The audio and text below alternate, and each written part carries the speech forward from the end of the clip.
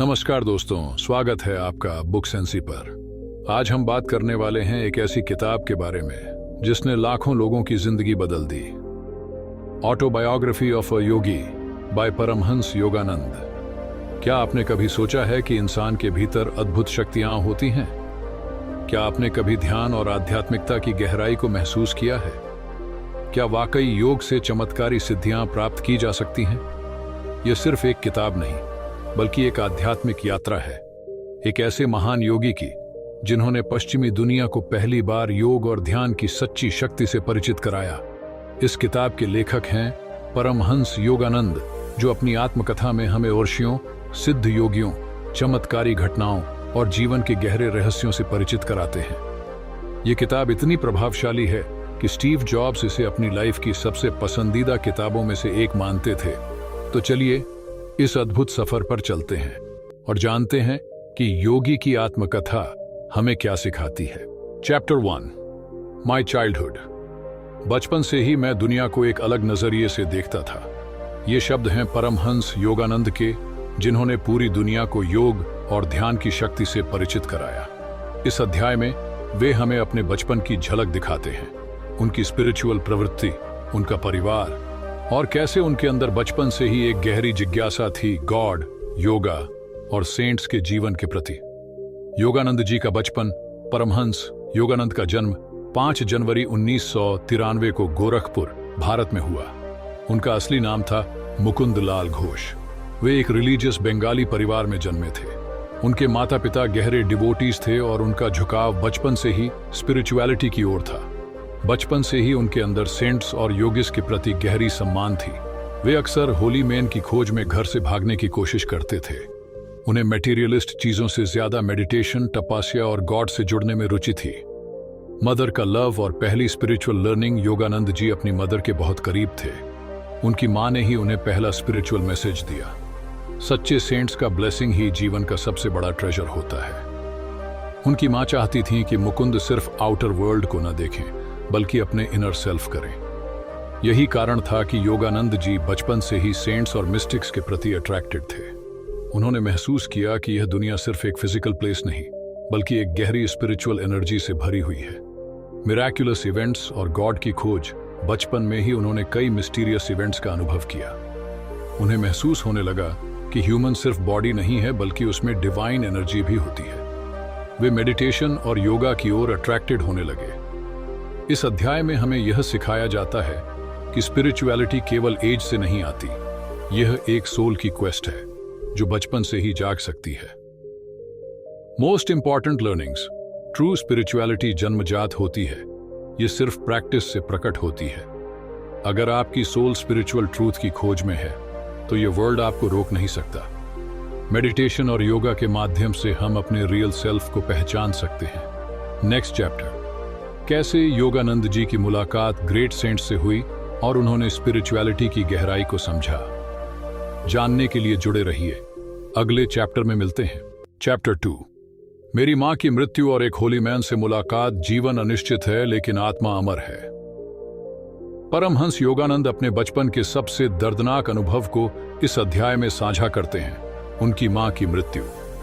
यह अध्याय एक इमोशनल जर्नी है जिसमें वे हमें बताते हैं कि कैसे इस घटना ने उनकी स्पिरिचुअल ग्रोथ को और तेज कर दिया। मां का प्यार और अचानक बिछड़ना। योगानंद जी की मां उनके जीवन का सबसे महत्वपूर्ण हिस्सा थी। वे उन्हें केवल एक पेरेंट नहीं बल्कि एक गाइड और आध्यात्मिक प्रेरणा के रूप में देखते थे। लेकिन एक दिन जब वे घर से बाहर थे, उनकी मां की अचानक मृत्यु हो गई। यह घटना उनके लिए बहुत बड़ा शॉक था। उन्हें पहली बार महसूस हुआ कि यह दुनिया टेम्परेरी है और असली रियलिटी आत्मा की होती है। इस दुख के बावजूद यह घटना उनके स्पिरिचुअल जर्नी में एक बड़ा मोड़ साबित हुई। एक महान होली मैन से मुलाकात। अपनी मां की मृत्यु के बाद योगानंद जी और भी गहरे आध्यात्मिक प्रश्नों में डूब गए। उन्होंने कई सेंट्स और होली मैन की तलाश शुरू कर दी। इसी यात्रा में उनकी मुलाकात एक रहस्यमय सेंट से हुई जो उनके जीवन में बहुत बड़ा इम्पैक्ट डालने वाले थे। ये संत उन्हें बताते हैं कि असली शांति बाहरी दुनिया में नहीं बल्कि हमारे अंदर है। इस मुलाकात ने योगानंद जी को मेडिटेशन और गॉड रियलाइजेशन की ओर और गहराई से मोड़ दिया। Most important learnings. जीवन अनिश्चित है, लेकिन आत्मा कभी नहीं मरती। सच्ची शांति और सुख बाहरी दुनिया में नहीं, बल्कि हमारे अंदर है। सफरिंग हमें स्पिरिचुअल अवेकनिंग की ओर ले जा सकता है, अगर हम उसे सही नजरिए से देखें। नेक्स्ट चैप्टर, योगानंद जी की आगे की यात्रा और उनके गुरु की खोज की कहानी जानने के लिए जुड़े रहिए। अगले चैप्टर में मिलते हैं। चैप्टर 3, मेरी पिता से शिक्षा और साधुओं की खोज। सच्ची स्वतंत्रता बाहरी परिस्थितियों से नहीं, बल्कि आंतरिक नियंत्रण से आती है। इस अध्याय में परमहंस योगानंद बताते हैं कि कैसे उनके पिता की सख्त लेकिन प्यार भरी शिक्षा और उनकी साधुओं की खोज ने उनके जीवन को आकार दिया। पिता की अनुशासनपूर्ण शिक्षा। योगानंद जी के पिता एक हाई रैंक गवर्नमेंट ऑफिसर थे। वे बहुत डिसिप्लिन्ड थे और चाहते थे कि उनका बेटा भी प्रैक्टिकल लाइफ को समझे। उनके पिता ने उन्हें रिस्पॉन्सिबिलिटी और सेल्फ कंट्रोल सिखाया, लेकिन उनका झुकाव हमेशा स्पिरिचुअल लाइफ की ओर ही था। पिता चाहते थे कि योगानंद जी एक स्टेबल करियर बनाएं, लेकिन योगानंद जी का मन केवल गॉड रियलाइजेशन में था, साधुओं और संतों की खोज। योगानंद जी बचपन से ही सेंट्स और मिस्टिक्स से मिलने के लिए बेताब रहते थे। वे अक्सर अपने दोस्तों के साथ महान साधुओं की तलाश में घर से भागने की योजना बनाते थे। उनके अंदर एक बर्निंग डिजायर थी कि वे किसी सच्चे गुरु से मिलें, जो उन्हें गॉड की ओर मार्ग दिखाए। इस अध्याय में वे कई चमत्कारी घटनाओं और ऐसे साधुओं का जिक्र करते हैं जिनसे उन्हें जीवन की गहरी सीख मिली। Most important learnings. अनुशासन और सेल्फ कंट्रोल स्पिरिचुअल ग्रोथ के लिए बहुत जरूरी है। अगर आपकी सोल सच्चाई की तलाश में है, तो यह आपको खुद रास्ता दिखाएगी। महानता की खोज में कभी हार मत मानो। सच्चे ज्ञान की प्राप्ति के लिए प्रयास करते रहो। नेक्स्ट चैप्टर, योगानंद जी अपने सच्चे गुरु से मिलने की ओर बढ़ रहे हैं। उनकी इस आध्यात्मिक यात्रा का अगला चरण जानने के लिए जुड़े रहिए। अगले चैप्टर में मिलते हैं। चैप्टर 3, मेरी पिता से शिक्षा और साधुओं की खोज। सच्ची स्वतंत्रता बाहरी परिस्थितियों से नहीं, बल्कि आंतरिक नियंत्रण से आती है। इस अध्याय में परमहंस योगानंद बताते हैं कि कैसे उनके पिता की सख्त लेकिन प्यार भरी शिक्षा और उनकी साधुओं की खोज ने उनके जीवन को आकार दिया। पिता की अनुशासनपूर्ण शिक्षा। योगानंद जी के पिता एक हाई रैंक गवर्नमेंट ऑफिसर थे। वे बहुत डिसिप्लिन्ड थे और चाहते थे कि उनका बेटा भी प्रैक्टिकल लाइफ को समझे। उनके पिता ने उन्हें रिस्पॉन्सिबिलिटी और सेल्फ कंट्रोल सिखाया, लेकिन उनका झुकाव हमेशा स्पिरिचुअल लाइफ की ओर ही था। पिता चाहते थे कि योगानंद जी एक स्टेबल करियर बनाएं, लेकिन योगानंद जी का मन केवल गॉड रियलाइजेशन में था। साधुओं और संतों की खोज। योगानंद जी बचपन से ही सेंट्स और मिस्टिक्स से मिलने के लिए बेताब रहते थे। वे अक्सर अपने दोस्तों के साथ महान साधुओं की तलाश में घर से भागने की योजना बनाते थे। उनके अंदर एक बर्निंग डिजायर थी कि वे किसी सच्चे गुरु से मिले, जो उन्हें गॉड की ओर मार्ग दिखाए। इस अध्याय में वे कई चमत्कारी घटनाओं और ऐसे साधुओं का जिक्र करते हैं जिनसे उन्हें जीवन की गहरी सीख मिली। Most important learnings. अनुशासन और सेल्फ कंट्रोल स्पिरिचुअल ग्रोथ के लिए बहुत जरूरी है।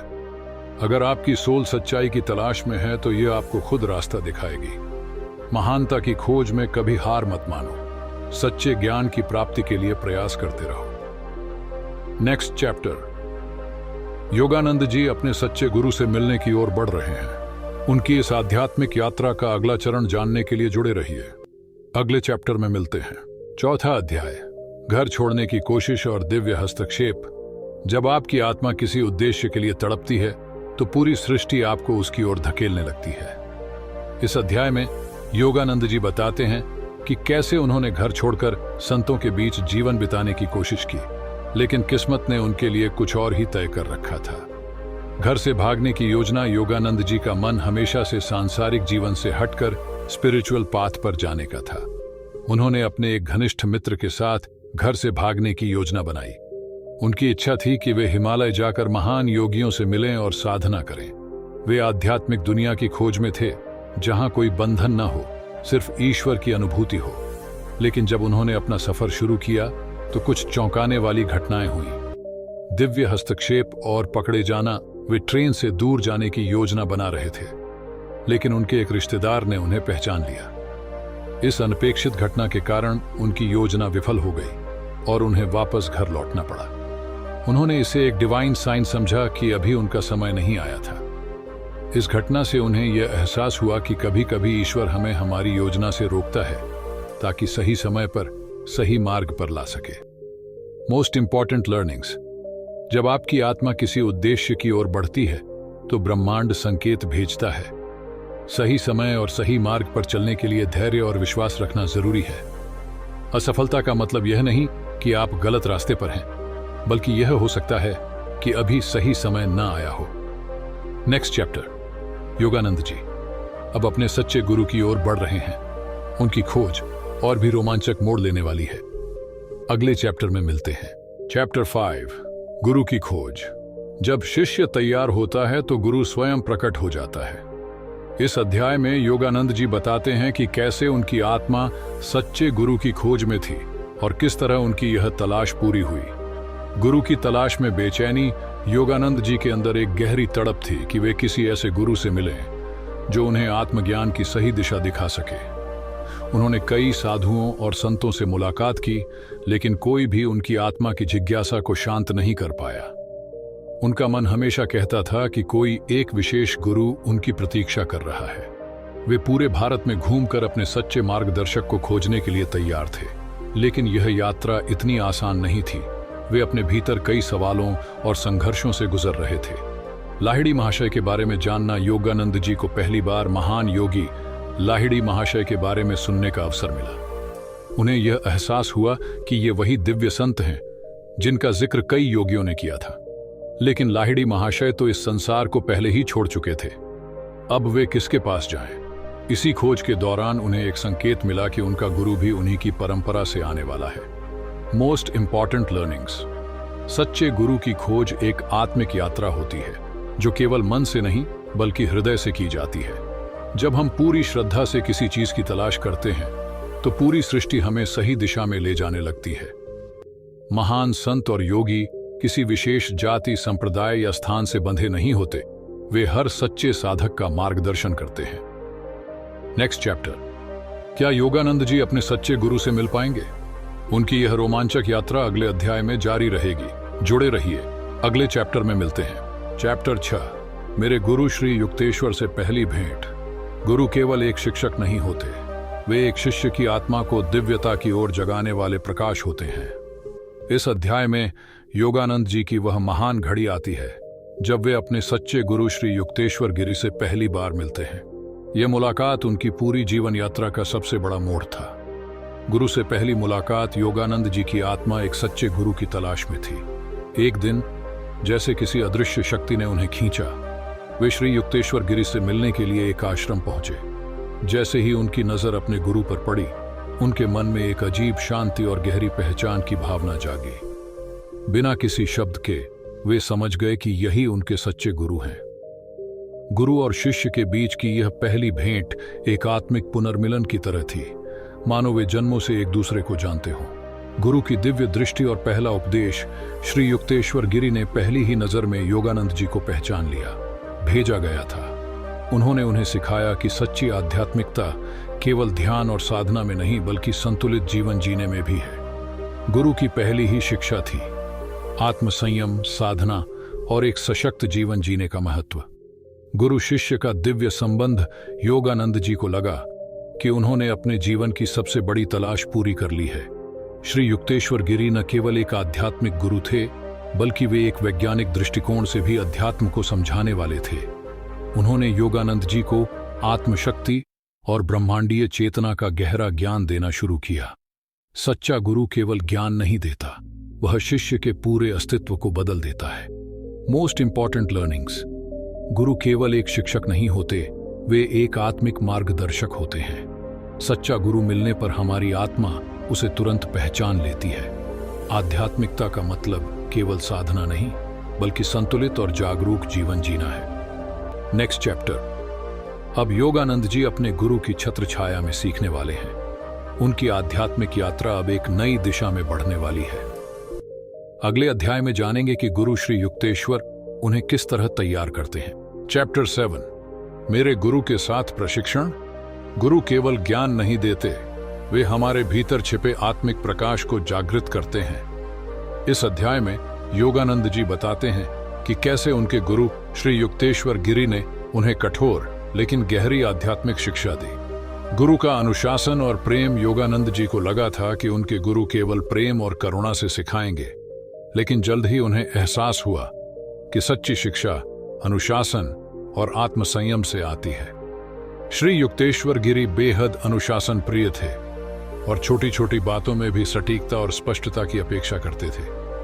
वे योगानंद जी को सिखाते थे कि ध्यान केवल आंखें बंद करने का नाम नहीं, बल्कि मन, शरीर और आत्मा का पूर्ण संतुलन है। वे कठोर थे, लेकिन उनके हर शब्द में ज्ञान और प्रेम छिपा था। उनका उद्देश्य योगानंद जी को एक सशक्त और आत्मनिर्भर योगी बनाना था। गुरु के साथ जीवन के सबक, आत्मसंयम और अहंकार पर नियंत्रण। गुरु ने उन्हें सिखाया कि सच्ची आध्यात्मिकता का पहला कदम अहंकार को त्यागना है। ध्यान की गहराई। वे रोज योगानंद जी को सिखाते थे कि ध्यान को कैसे अधिक गहरा किया जाए। सेवा का महत्व। उन्होंने सिखाया कि आध्यात्मिकता केवल आत्म कल्याण तक सीमित नहीं होनी चाहिए, बल्कि इसे दूसरों की सेवा में लगाना चाहिए। जो आत्मज्ञान प्राप्त करता है, उसका कर्तव्य है कि वह इसे औरों तक पहुंचाए। गुरु की दिव्य शक्तियां। श्री युक्तेश्वर केवल एक साधारण गुरु नहीं थे, उनमें गहरी आध्यात्मिक शक्तियां थीं। कई बार वे बिना कहे ही योगानंद जी के मन की बातें जान लेते थे। उन्होंने अपने शिष्य को यह एहसास दिलाया कि सच्ची आत्मा अनंत ज्ञान और शक्ति से जुड़ी होती है।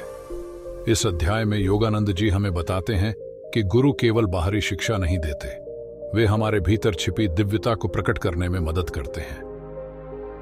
लर्निंग्स। सच्चा गुरु वह होता है जो हमें आत्मनिर्भर और जागरूक बनाता है। ध्यान केवल बैठने और मंत्र जपने का नाम नहीं, यह एक गहरी आत्म खोज की प्रक्रिया है। सच्ची आध्यात्मिकता का उद्देश्य केवल खुद को ज्ञान देना नहीं, बल्कि इसे दुनिया के कल्याण के लिए उपयोग करना है। Next chapter. गुरु की शिक्षाओं के साथ अब योगानंद जी की साधना और भी गहरी होने वाली है। वे ध्यान और आत्मज्ञान में नई ऊंचाइयों तक पहुंचने वाले हैं। जुड़े रहिए, अगले चैप्टर में मिलते हैं। चैप्टर 8। भारत के महान वैज्ञानिक संत। आध्यात्मिकता और विज्ञान विरोधी नहीं, बल्कि एक ही सत्य के दो पहलू हैं। इस अध्याय में योगानंद जी हमें भारत के एक महान वैज्ञानिक संत से मिलवाते हैं, जिनका ज्ञान भौतिक और आध्यात्मिक दोनों स्तरों पर अद्भुत था। एक संत जो विज्ञान और योग का संगम थे। योगानंद जी बताते हैं कि आध्यात्मिकता केवल अंधविश्वास या रहस्यवाद नहीं है, बल्कि यह एक गहरी विज्ञान संगत प्रक्रिया है। वे एक ऐसे संत से मिलते हैं जो न केवल योग और ध्यान में निपुण थे, बल्कि आधुनिक विज्ञान में भी गहरी पकड़ रखते थे। ये संत बताते हैं कि ध्यान और प्राणायाम का असर मस्तिष्क, ऊर्जा और ब्रह्मांडीय शक्ति से कैसे जुड़ा होता है। वे वैज्ञानिक दृष्टिकोण से यह समझाते हैं कि आत्मा और चेतना कैसे काम करती है। यह मुलाकात योगानंद जी को यह समझने में मदद करती है कि आध्यात्मिकता और विज्ञान एक दूसरे के पूरक हैं। वैज्ञानिक रूप से ध्यान का महत्व, ऊर्जा और कंपन, वाइब्रेशन। संत बताते हैं कि पूरा ब्रह्मांड ऊर्जा से बना है और हमारा मन, शरीर व आत्मा भी इसी ऊर्जा का हिस्सा है। ध्यान और मस्तिष्क तरंगे, ब्रेन वेव्स। वैज्ञानिक संत समझाते हैं कि ध्यान से हमारी मस्तिष्क तरंगों को नियंत्रित किया जा सकता है, जिससे मन शांत और केंद्रित होता है। प्राणायाम और जीवन शक्ति, लाइफ फोर्स। वे बताते हैं कि कैसे सही श्वास तकनीक से शरीर और आत्मा को अधिक ऊर्जा मिलती है। सच्ची आध्यात्मिकता केवल आस्था नहीं, बल्कि एक गहरी वैज्ञानिक प्रक्रिया भी है। चमत्कार और विज्ञान का मेल। इस संत ने कई ऐसे चमत्कार किए जो विज्ञान से परे लगते थे, लेकिन उन्होंने इन्हें वैज्ञानिक दृष्टिकोण से समझाया। वे बताते हैं कि हर चमत्कार एक उच्च स्तर की ऊर्जा और चेतना का परिणाम होता है। योगी और संत वे होते हैं जिन्होंने इस ब्रह्मांड की ऊर्जा को नियंत्रित करना सीख लिया है। जब हम अपने मन और ऊर्जा को नियंत्रित करना सीख जाते हैं, तो हम अपने भाग्य को भी नियंत्रित कर सकते हैं। Most important learnings. आध्यात्मिकता और विज्ञान एक दूसरे के विरोधी नहीं, बल्कि एक ही सत्य की दो अभिव्यक्तियां हैं। ध्यान, प्राणायाम और ऊर्जा नियंत्रण से व्यक्ति अपने जीवन को पूरी तरह बदल सकता है। सच्चे योगी चमत्कार नहीं करते, वे केवल ब्रह्मांडीय ऊर्जा के नियमों को समझकर उनका उपयोग करते हैं। Next chapter. अब योगानंद जी की साधना और भी गहरी होने वाली है। और वे कुछ और दिव्य अनुभवों से गुजरने वाले हैं। उनकी रोमांचक यात्रा को जानने के लिए जुड़े रहिए। अगले चैप्टर में मिलते हैं। चैप्टर 9, स्वामी प्रभानंद। सच्चा संत वही है जिसकी उपस्थिति मात्र से मन में शांति और आत्मा में जागृति आ जाए। इस अध्याय में योगानंद जी हमें एक और महान संत स्वामी प्रभानंद से मिलवाते हैं, जिनका ज्ञान गहरा और व्यक्तित्व दिव्य था। स्वामी प्रभानंद से पहली मुलाकात योगानंद जी अपने आध्यात्मिक सफर में एक ऐसे संत से मिले जिनकी आभा अद्भुत थी। यह संत अत्यंत शांत, ज्ञानवान और आत्म साक्षात्कार से परिपूर्ण थे। वे शुद्ध वेदांत, वेदंता और ध्यान की गहराई को अपने जीवन में जीते थे। योगानंद जी ने उनकी उपस्थिति में एक गहरा आध्यात्मिक स्पंदन महसूस किया, मानो उनकी आत्मा किसी दिव्य ऊर्जा से भर गई हो। वे समझ गए कि सच्चे संत शब्दों से ज्यादा अपनी ऊर्जा और उपस्थिति से शिक्षा देते हैं। ज्ञान और ध्यान की गहराई, आध्यात्मिक ग्रंथों की व्याख्या। स्वामी प्रभानंद वेदांत और भगवद गीता के शुद्ध ज्ञान को सरल भाषा में समझाते थे। ध्यान की शक्ति। वे बताते थे कि ध्यान केवल एक क्रिया नहीं, बल्कि एक अवस्था है जिसमें आत्मा परम सत्य से जुड़ती है। आत्मा का स्वरूप। वेदांत के सिद्धांतों के आधार पर उन्होंने समझाया कि हम केवल शरीर नहीं, बल्कि शुद्ध चेतना, प्योर कॉन्शियसनेस हैं। जो स्वयं को शरीर से अलग समझ ले, वही सच्चा योगी और आत्मज्ञानी होता है। स्वामी प्रभानंद की साधना और ऊर्जा। उनकी साधना इतनी गहरी थी कि लोग उनकी उपस्थिति में ही एक दिव्य ऊर्जा का अनुभव करते थे। वे किसी भी सांसारिक विषयों में उलझे बिना केवल आत्मा और परम सत्य की अनुभूति में जीते थे। योगानंद जी को उनके जीवन और विचारों से बहुत प्रेरणा मिली और वे समझ गए कि वास्तविक संत का जीवन कैसा होता है। संत की उपस्थिति ही सबसे बड़ी शिक्षा होती है। उनके शब्दों से ज्यादा उनकी ऊर्जा सिखाती है। Most important learnings. सच्ची आध्यात्मिकता केवल किताबों में नहीं, बल्कि अनुभव और साधना में होती है। हम केवल शरीर नहीं, बल्कि शुद्ध आत्मा हैं, और यही सबसे बड़ा सत्य है। ध्यान कोई साधारण प्रक्रिया नहीं, बल्कि ब्रह्मांड से जुड़ने का सबसे शक्तिशाली माध्यम है। Next chapter. अब योगानंद जी की यात्रा और भी रोमांचक होने वाली है, क्योंकि वे और गहरे आध्यात्मिक अनुभवों से गुजरने वाले हैं। जुड़े रहिए। अगले चैप्टर में मिलते हैं। चैप्टर 10। मैं स्कूल से भाग जाता हूं। जब आत्मा पुकारती है तो संसार की दीवारें भी हमें रोक नहीं सकती। इस अध्याय में योगानंद जी अपनी किशोरावस्था के दिनों की एक साहसिक घटना बताते हैं, जब उन्होंने स्कूल छोड़कर हिमालय जाने का फैसला किया। हिमालय की पुकार। योगानंद जी का मन हमेशा से गहरी साधना और ध्यान की ओर आकर्षित था। वे किताबों और संतों की कहानियों से प्रेरित होकर हिमालय में जाकर साधना करना चाहते थे। उन्हें यह महसूस होता था कि सच्चे ज्ञान और आध्यात्मिक शक्तियां हिमालय की गुफाओं में छिपे संतों के पास हैं। आखिरकार उन्होंने एक दिन ठान लिया कि अब और इंतजार नहीं, उन्हें हिमालय जाना ही होगा। यह केवल एक किशोर लड़के की जिज्ञासा नहीं थी, बल्कि एक आत्मा की गहरी खोज थी। दोस्त के साथ पलायन। योगानंद जी ने अपने मित्र जितेंद्र को इस योजना में शामिल किया। दोनों ने चुपचाप घर छोड़ दिया और ट्रेन पकड़कर हिमालय की ओर निकल पड़े। रास्ते में उन्हें कई बाधाओं का सामना करना पड़ा, लेकिन उनका उत्साह कम नहीं हुआ। सच्ची साधना का मार्ग आसान नहीं होता, लेकिन जो इसके लिए समर्पित होते हैं वे ही मंजिल तक पहुंचते हैं। एक अप्रत्याशित मोड़।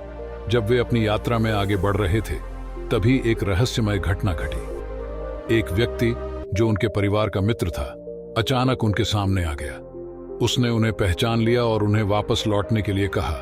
योगानंद जी का सपना टूटता सा लगा।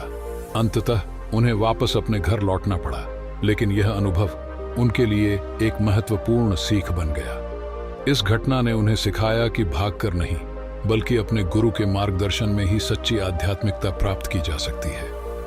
लर्निंग्स। आध्यात्मिकता की खोज में धैर्य और सही मार्गदर्शन जरूरी है। हिमालय भागने से ज्यादा जरूरी है अपने भीतर हिमालय जैसी शांति और ध्यान विकसित करना। सच्चे गुरु और सही दिशा के बिना साधना अधूरी रह जाती है। Next chapter. योगानंद जी अब समझ चुके थे कि उन्हें अपनी शिक्षा पूरी करनी होगी और सही समय पर सही मार्ग मिलेगा। आगे जानेंगे कि उनकी आध्यात्मिक यात्रा कैसे आगे बढ़ती है। जुड़े रहिए। अगले चैप्टर में मिलते हैं। चैप्टर 11। दो लड़कियों के खिलाफ एक लड़ाई। आध्यात्मिकता केवल ध्यान तक सीमित नहीं, यह हर परिस्थिति में धैर्य और संतुलन बनाए रखने की कला है। इस अध्याय में योगानंद जी एक दिलचस्प घटना साझा करते हैं, जिसमें उनका धैर्य और आत्मसंयम एक अनोखे परीक्षण से गुजरता है। स्कूल में एक चुनौतीपूर्ण घटना। योगानंद जी बचपन से ही गंभीर स्वभाव के थे और उनका झुकाव आध्यात्मिकता की ओर था। लेकिन उनके स्कूल में 2 लड़कियां थीं जो अक्सर उनसे मजाक करती और उन्हें परेशान करती। वे बार बार उन्हें चिढ़ाने की कोशिश करती, लेकिन योगानंद जी ज्यादातर चुप रहते और ध्यान में लीन रहते। एक दिन इन लड़कियों ने हद पार कर दी और योगानंद जी ने फैसला किया कि अब उन्हें सबक सिखाने का समय आ गया है। यह केवल एक साधारण झगड़ा नहीं था, यह आत्मसंयम और आत्मरक्षा के बीच संतुलन की परीक्षा थी।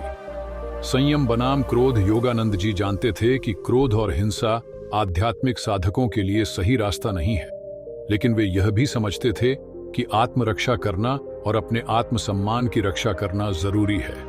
उन्होंने इन लड़कियों को स्पष्ट शब्दों में समझाया कि उनका धैर्य उनकी कमजोरी नहीं, बल्कि उनकी ताकत है। सहिष्णुता का अर्थ यह नहीं कि हम अन्याय सहते रहें, बल्कि इसका अर्थ है सही समय पर सही प्रतिक्रिया देना। आखिरकार क्या हुआ? योगानंद जी की दृढ़ता और आत्मविश्वास को देखकर वे लड़कियां चौंक गईं। उन्होंने समझ लिया कि वे किसी साधारण व्यक्ति से नहीं, बल्कि एक मजबूत आत्मा वाले व्यक्ति से टकरा रही हैं। इसके बाद वे दोबारा उन्हें परेशान करने की हिम्मत नहीं कर पाईं। यह घटना दिखाती है कि आध्यात्मिकता का मतलब केवल सहन करना नहीं, बल्कि आत्मसम्मान के साथ खड़े रहना भी है। Most important learnings. धैर्य और सहनशीलता हमारी ताकत होती है, लेकिन आत्मसम्मान की रक्षा करना भी जरूरी है। आध्यात्मिकता का अर्थ केवल चुप रहना नहीं, बल्कि संतुलित और सही प्रतिक्रिया देना भी है। आत्मविश्वास और दृढ़ता से बड़ी कोई शक्ति नहीं। Next chapter. अब योगानंद जी अपने आध्यात्मिक सफर में और आगे बढ़ने वाले हैं। वे अपने गुरु की शिक्षाओं को गहराई से समझेंगे। आगे जानेंगे कि उनकी साधना कैसे प्रगति करती है। जुड़े रहिए, अगले चैप्टर में मिलते हैं। चैप्टर 12। मेरी आध्यात्मिक भूख संतुष्ट होती है। जब शिष्य तैयार होता है तो गुरु स्वयं प्रकट हो जाते हैं। इस अध्याय में योगानंद जी को आखिरकार वह दिव्य मार्गदर्शन मिलता है जिसकी उन्हें वर्षों से तलाश थी। गुरु की खोज। योगानंद जी का मन हमेशा से ही एक सच्चे गुरु की खोज में था। वे कई संतों और महात्माओं से मिले, लेकिन उन्हें अब भी वह आध्यात्मिक गुरु नहीं मिला जिसकी छत्र छाया में वे आत्मज्ञान प्राप्त कर सके। उनकी आत्मा किसी उच्च ऊर्जा की ओर खींच रही थी, लेकिन वे यह नहीं जानते थे कि उनकी यह यात्रा उन्हें किस ओर ले जाएगी। उनकी यह आध्यात्मिक प्यास दिन ब दिन बढ़ती जा रही थी। उन्होंने निश्चय कर लिया कि वे तब तक चैन से नहीं बैठेंगे जब तक उन्हें उनका सच्चा गुरु नहीं मिल जाता। महावतार बाबा जी की झलक। योगानंद जी ने कई बार अपने ध्यान में एक दिव्य उपस्थिति महसूस की, मार्गदर्शन दे रही है। उन्होंने कई संतों से महावतार बाबा जी के बारे में सुना था, जो एक दिव्य योगी थे और अब भी इस पृथ्वी पर जीवित थे।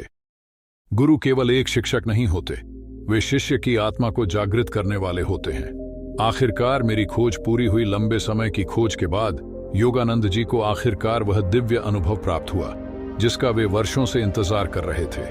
उनके मन में एक गहरी शांति और आनंद उत्पन्न हुआ, मानो उनकी आत्मा को उसकी मंजिल मिल गई हो। वे समझ गए कि अब उन्हें अपने सच्चे गुरु से मिलने का समय आ चुका है। इस अनुभव ने उनके जीवन को हमेशा के लिए बदल दिया और उनकी आध्यात्मिक यात्रा को एक नया मोड़ दिया। लर्निंग्स। जब शिष्य सच्चे मन से गुरु की खोज करता है तो गुरु स्वयं प्रकट होते हैं। सत्य की खोज में धैर्य और समर्पण सबसे जरूरी है। गुरु केवल बाहरी रूप से नहीं मिलते, वे हमारी आत्मा में एक ऊर्जा के रूप में भी प्रकट हो सकते हैं। Next chapter. अब योगानंद जी अपने सच्चे गुरु से मिलने वाले हैं, जो उनकी आध्यात्मिक यात्रा को एक नई ऊंचाई पर ले जाएंगे। अगले चैप्टर में जानेंगे कि वह ऐतिहासिक भेंट कैसी रही। जुड़े रहिए। चैप्टर 13। सच्चे गुरु की खोज पूरी हुई। गुरु केवल एक शिक्षक नहीं, वे हमारे आत्मिक जागरण की कुंजी होते हैं। इस अध्याय में योगानंद जी को वह दिव्य मार्गदर्शक मिलते हैं जिनकी उन्हें वर्षों से तलाश थी। श्री श्री स्वामी युक्तेश्वर गिरी। गुरु से पहली मुलाकात। योगानंद जी की आत्मा हमेशा से एक सच्चे गुरु की खोज में थी। एक दिन जब वे अपने मित्र के साथ सिरामपुर में घूम रहे थे, उन्हें एक अजीब सी अनुभूति हुई, जैसे कोई उन्हें बुला रहा हो।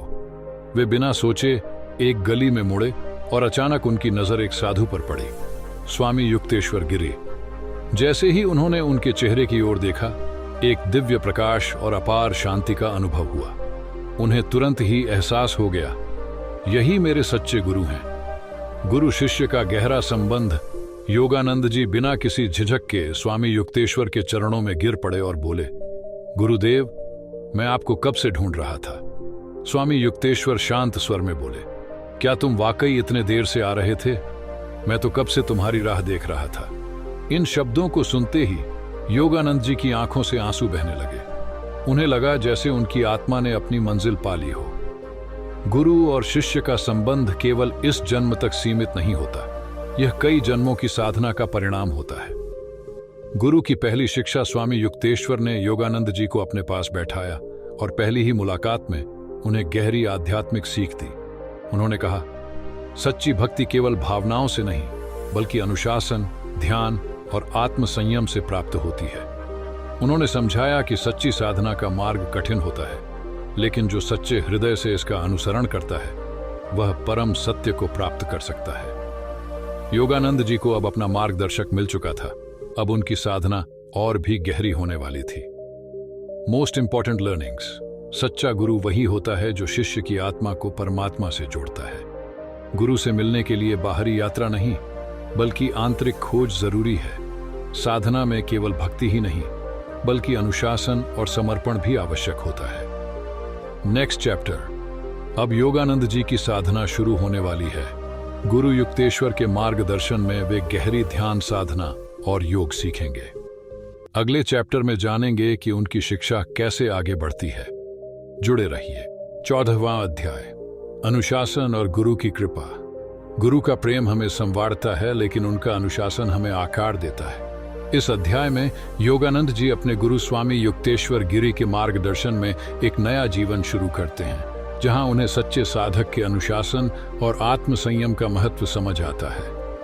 गुरु का सख्त अनुशासन। योगानंद जी, जो अब तक स्वतंत्र रूप से आध्यात्मिक खोज कर रहे थे, अब अपने गुरु की छत्र छाया में एक नई यात्रा शुरू करते हैं। उन्हें यह जल्दी ही समझ आ गया कि स्वामी युक्तेश्वर केवल स्नेही गुरु नहीं, बल्कि अत्यंत अनुशासन प्रिय शिक्षक भी थे। उनका मानना था कि ईश्वर प्राप्ति केवल भावना से नहीं, बल्कि कठोर साधना, अनुशासन और आत्म संयम से संभव है। उन्होंने योगानंद जी को रोजमर्रा के जीवन में छोटे छोटे नियमों का पालन करने की शिक्षा दी, ताकि उनका मन और आत्मा नियंत्रण में रह सके। योगानंद जी को कई बार गुरु की सख्ती कड़वी लगती, लेकिन धीरे धीरे उन्हें इसका गहरा अर्थ समझ आने लगा। गुरु के प्रेम का अनोखा रूप। एक दिन योगानंद जी ने गुरु के सामने शिकायत की, आप कभी अपनी कृपा नहीं दिखाते, कभी मुझ पर प्रेम से हाथ नहीं रखते। इस पर स्वामी युक्तेश्वर मुस्कुराए और बोले, क्या तुम्हें लगता है कि गुरु का प्रेम केवल बाहरी लाड़ प्यार से प्रकट होता है? उन्होंने समझाया कि गुरु का सच्चा प्रेम कठोर अनुशासन में छिपा होता है, जो शिष्य को कमजोर नहीं, बल्कि आत्मनिर्भर और शक्तिशाली बनाता है। गुरु वही होता है जो हमें कठिन रास्ते पर चलना सिखाए, ताकि हम स्वयं ईश्वर तक पहुंच सकें। एक गहरा आध्यात्मिक अनुभव। कुछ दिनों बाद जब योगानंद जी गहरे ध्यान में बैठे थे, उन्हें गुरु की उपस्थिति का एक अद्भुत अनुभव हुआ। उन्हें महसूस हुआ कि स्वामी युक्तेश्वर केवल एक व्यक्ति नहीं, बल्कि एक दिव्य शक्ति है, जो उनकी आत्मा को जागृत कर रहे हैं। इस अनुभूति के बाद योगानंद जी को अपने गुरु की सख्ती में भी उनका अपार प्रेम दिखाई देने लगा। अब वे समझ चुके थे कि गुरु केवल मार्ग दिखाने वाले नहीं, बल्कि हमें आध्यात्मिक रूप से मजबूत बनाने वाले होते हैं। Most important learnings. गुरु का प्रेम हमेशा मीठा नहीं होता, कई बार वह हमें कठोर अनुशासन के रूप में मिलता है। सच्ची साधना केवल भावनाओं से नहीं, बल्कि आत्म संयम और अनुशासन से संभव होती है। गुरु हमें अपने पैरों पर खड़ा करना चाहते हैं, इसलिए वे हमें कठिन रास्तों पर चलना सिखाते हैं। Next chapter. अब योगानंद जी अपने गुरु के सानिध्य में गहरी साधना करने वाले हैं और उनका जीवन एक नए मोड़ पर जाने वाला है। अगले चैप्टर में जानेंगे कि उनकी आध्यात्मिक यात्रा कैसे और गहरी होती है। जुड़े रहिए। चैप्टर 15। गुरु की सर्वज्ञता। सच्चे गुरु न केवल बाहरी ज्ञान देते हैं बल्कि हमारे भीतर छिपे सत्य को भी प्रकट करते हैं। इस अध्याय में योगानंद जी को पहली बार अपने गुरु स्वामी युक्तेश्वर गिरि की अद्भुत शक्तियों का प्रत्यक्ष अनुभव होता है। गुरु की दिव्य दृष्टि। योगानंद जी ने पहले भी कई संतों के बारे में सुना था जिनके पास अलौकिक शक्तियां थीं, लेकिन उन्होंने कभी अपने गुरु को चमत्कार करते नहीं देखा था। एक दिन जब वे अपने गुरु के पास बैठे थे, उनके मन में संदेह उठा, क्या गुरु वास्तव में सर्वज्ञ ऑल नोइंग है? उन्होंने बिना कहे ही इस प्रश्न को मन में दोहराया और उसी क्षण गुरु ने मुस्कुराकर उनकी ओर देखा और उत्तर दे दिया, बिना उनके मन की बात सुने। योगानंद जी आश्चर्यचकित रह गए। क्या गुरु सच में मेरे मन के विचार पढ़ सकते हैं? यह उनके लिए पहला संकेत था कि गुरु केवल साधारण मनुष्य नहीं बल्कि उच्च चेतना से जुड़े दिव्य व्यक्ति हैं। गुरु की अलौकिक भविष्यवाणी। एक दिन योगानंद जी को अचानक अपने परिवार की बहुत याद आने लगी। वे कुछ दिनों के लिए अपने घर जाने का सोच ही रहे थे कि तभी गुरु ने बिना उनसे कुछ सुने ही कह दिया, तुम्हें अभी घर जाने की जरूरत नहीं है, कुछ दिनों बाद तुम्हारे भाई खुद तुमसे मिलने आएंगे। योगानंद जी को विश्वास नहीं हुआ, लेकिन कुछ ही दिनों बाद उनका भाई बिना किसी सूचना के उनसे मिलने आश्रम आ पहुंचा। सच्चे गुरु न केवल भविष्य देख सकते हैं बल्कि शिष्य को सही समय पर सही मार्गदर्शन भी देते हैं। शिष्य के अहंकार का परीक्षण। योगानंद जी को अब अपने गुरु की शक्तियों पर भरोसा हो चुका था, लेकिन उनके भीतर अब भी यह इच्छा थी कि वे स्वयं ऐसी शक्तियां प्राप्त करें। उन्होंने गुरु से विनती की, गुरुदेव, मुझे भी दिव्य दृष्टि और भविष्य जानने की शक्ति दीजिए। इस पर गुरु ने गंभीरता से उत्तर दिया, इन शक्तियों की चाह तुम्हारे मार्ग में बाधा बन सकती है। पहले स्वयं को जानो, फिर शक्ति अपने आप प्रकट होगी। यह सीख योगानंद जी को आजीवन याद रही। सच्ची आध्यात्मिकता चमत्कारों की इच्छा से नहीं बल्कि आत्म साक्षात्कार से प्राप्त होती है। Most important learnings. गुरु केवल बाहरी रूप से मार्गदर्शन नहीं करते, वे हमारे भीतर के सत्य को प्रकट करते हैं। सच्ची आध्यात्मिक शक्ति आत्मशुद्धि से आती है, न कि केवल अलौकिक चमत्कारों की इच्छा से। गुरु की हर सीख हमें सही समय पर सही दिशा में आगे बढ़ाने के लिए होती है। Next chapter. अब योगानंद जी की साधना और गहरी होने वाली है और वे अपनी आत्मा के उच्चतम अनुभव की ओर बढ़ रहे हैं। अगले चैप्टर में जानेंगे कि उनकी आध्यात्मिक यात्रा कैसे नए आयाम छूती है। जुड़े रहिए। 24वां अध्याय। गुरु के साथ एक वर्ष। गुरु का सानिध्य शिष्य को भीतर से परिवर्तित कर देता है। इस अध्याय में योगानंद जी अपने गुरु स्वामी युक्तेश्वर गिरि के सानिध्य में एक वर्ष बिताते हैं और उनके सख्त अनुशासन और दिव्य ज्ञान का गहरा अनुभव करते हैं। गुरु के आश्रम में साधना। योगानंद जी ने अपने जीवन का सबसे महत्वपूर्ण निर्णय लिया। वे पूर्ण रूप से अपने गुरु के मार्गदर्शन में साधना करेंगे। इस एक वर्ष में उन्होंने अनुशासन, ध्यान और आध्यात्मिकता के गहरे रहस्यों को समझा।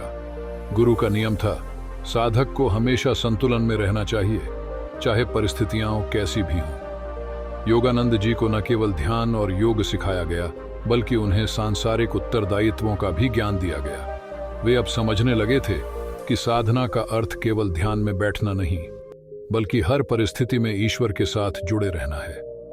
गुरु के द्वारा मानसिक परीक्षा। एक दिन गुरु ने योगानंद जी को बुलाया और कहा, तुम्हें अपनी चेतना को इतना मजबूत बनाना होगा कि कोई भी बाहरी घटना तुम्हें विचलित न कर सके। इसके लिए उन्होंने उन्हें एक कठिन परीक्षा दी। पूरे दिन में कोई भी भावना या विचार बिना नियंत्रण के मन में नहीं आने देना। यह आसान नहीं था, लेकिन योगानंद जी ने गुरु की इस चुनौती को स्वीकार किया और धीरे धीरे अपनी मानसिक शक्ति को बढ़ाया। मन को नियंत्रित करना ही असली साधना है। बाहरी परिस्थितियां केवल परीक्षा होती हैं। गुरु की सेवा का महत्व। इस एक वर्ष में योगानंद जी ने गुरु की सेवा को अपनी साधना का हिस्सा बनाया। वे उनके लिए भोजन बनाते, आश्रम की सफाई करते और ध्यान कक्ष में दीप जलाते। गुरु की सेवा ने उन्हें यह सिखाया कि सच्चा शिष्य वही होता है जो अपने गुरु के प्रति अहंकार छोड़कर समर्पण करता है। उन्होंने सीखा कि गुरु की भौतिक सेवा भी उतनी ही महत्वपूर्ण होती है जितनी ध्यान और साधना। लर्निंग्स। सच्चा साधक वही होता है जो हर परिस्थिति में मन को शांत रखे। गुरु की सेवा करना केवल बाहरी कार्य नहीं बल्कि आंतरिक शुद्धि का माध्यम है। ध्यान और योग के साथ साथ मानसिक स्थिरता भी आध्यात्मिक पथ का महत्वपूर्ण हिस्सा है। Next chapter. अब योगानंद जी एक बड़े निर्णय की ओर बढ़ रहे हैं। उन्हें अपने जीवन का उद्देश्य समझ आने वाला है। अगले चैप्टर में जानेंगे कि वे अपने गुरु से क्या महत्वपूर्ण सीख प्राप्त करते हैं। जुड़े रहिए। चैप्टर 17, सत्य की खोज में तीर्थ यात्रा। सत्य केवल पुस्तकों में नहीं बल्कि अनुभवों में मिलता है। इस अध्याय में योगानंद जी एक आध्यात्मिक यात्रा पर निकलते हैं, जहां वे कई संतों और सिद्ध महापुरुषों से मिलते हैं। इस यात्रा में उन्हें जीवन के गहरे रहस्यों की झलक मिलती है। तीर्थ यात्रा की शुरुआत योगानंद जी ने अपने गुरु स्वामी युक्तेश्वर गिरी से आज्ञा ली कि वे विभिन्न संतों से मिलकर आध्यात्मिक ज्ञान प्राप्त करना चाहते हैं। गुरु ने अनुमति दी, लेकिन साथ में एक सीख दी। यात्रा केवल शरीर की नहीं बल्कि आत्मा की भी होनी चाहिए। केवल बाहर मत खोजो, भीतर भी झांको। यह सीख लेकर योगानंद जी अपनी आध्यात्मिक तीर्थ यात्रा पर निकल पड़े। उनका लक्ष्य था भारत के महान संतों और योगियों से मिलकर सच्चे आत्मज्ञान की झलक पाना। अनोखे संतों से मुलाकात। इस यात्रा में उन्होंने कई सिद्ध पुरुषों से मुलाकात की, जिनमें से कुछ अद्भुत शक्तियों के स्वामी थे। एक संत से उन्होंने सुना, जो व्यक्ति मन को पूरी तरह से नियंत्रित कर लेता है वही सच्चा योगी है। एक अन्य संत ने कहा, ध्यान केवल आंखें बंद करके नहीं होता बल्कि जीवन के हर क्षण में ईश्वर की अनुभूति करना ही असली ध्यान है। साधना केवल एकांत में नहीं बल्कि जीवन के हर कार्य में होनी चाहिए। मन के भ्रम और सच्ची अनुभूति यात्रा के दौरान योगानंद जी ने देखा कि कुछ लोग केवल दिखावे के लिए साधु बने थे, लेकिन उनके भीतर वास्तविक शांति नहीं थी। उन्होंने महसूस किया कि सच्ची आध्यात्मिकता केवल चमत्कारों से नहीं बल्कि आत्म साक्षात्कार से आती है। कई जगह उन्होंने महान संतों को भी देखा, जो न तो प्रसिद्ध चाहते थे और न ही धन। वे बस ईश्वर की भक्ति में लीन थे। इस यात्रा में उन्हें यह समझ आया कि सच्चे संत वही हैं जो आत्मज्ञान की अनुभूति करा सकें, न कि केवल शास्त्रों का उपदेश दें। गुरु के वचनों की गहराई। इस यात्रा के अंत में योगानंद जी को गुरु की एक पुरानी सीख याद आई, तुम जहां भी जाओगे अंततः सत्य तुम्हारे भीतर ही मिलेगा। अब वे समझ चुके थे कि बाहरी यात्रा से भी अधिक महत्वपूर्ण है भीतर की यात्रा। ईश्वर बाहर नहीं, हमारे भीतर है। बाहर की खोज केवल तब सफल होती है जब हम अपने भीतर झांकते हैं। Most important learnings. सच्ची आध्यात्मिकता केवल चमत्कारों से नहीं बल्कि आत्म साक्षात्कार से प्राप्त होती है। तीर्थ यात्रा केवल स्थानों की यात्रा नहीं बल्कि आत्मा की यात्रा होनी चाहिए। बाहरी संतों की खोज तभी सार्थक होती है जब हम अपने भीतर के सत्य को भी समझें। Next chapter. इस तीर्थ यात्रा ने योगानंद जी को एक नई दृष्टि दी। अब वे अपने जीवन का असली उद्देश्य समझने वाले हैं। अगले चैप्टर में जानेंगे कि उनकी आत्मिक यात्रा कैसे और गहरी होती है। जुड़े रहिए। चैप्टर 18। एक महान वैज्ञानिक संत। सत्य केवल आस्था से नहीं बल्कि अनुभव और विज्ञान से सिद्ध होता है। इस अध्याय में योगानंद जी महान वैज्ञानिक संत श्रीरामपुर के स्वामी केशवानंद जी से मिलते हैं, जिनकी साधना और वैज्ञानिक दृष्टिकोण ने उन्हें गहरी प्रेरणा दी। संत और विज्ञान का अद्भुत मेल। योगानंद जी अपनी तीर्थ यात्रा के दौरान एक ऐसे संत से मिले जिनकी साधना और वैज्ञानिक समझ अद्वितीय थी, स्वामी केशवानंद। यह संत केवल ध्यान और योग में ही नहीं बल्कि विज्ञान और भौतिक जगत में भी गहरी रुचि रखते थे। वे मानते थे कि उन्होंने बताया कि ध्यान और योग केवल आस्था की बातें नहीं बल्कि वैज्ञानिक रूप से प्रमाणित प्रक्रियाएं हैं। योगानंद जी इस दृष्टिकोण से बहुत प्रभावित हुए। सच्चा संत वही है जो अनुभवों के आधार पर सत्य की खोज करे। स्वामी केशवानंद का रहस्यमय ज्ञान। स्वामी केशवानंद को भूतकाल की घटनाएं देखने की अद्भुत क्षमता थी। वे केवल ध्यान में जाकर किसी भी व्यक्ति के अतीत की घटनाओं को देख सकते थे, जैसे कि एक फिल्म चल रही हो। उन्होंने योगानंद जी के बारे में कई ऐसी बातें बताईं जो केवल उनके परिवार को पता थीं। यह देखकर योगानंद जी चौंक गए।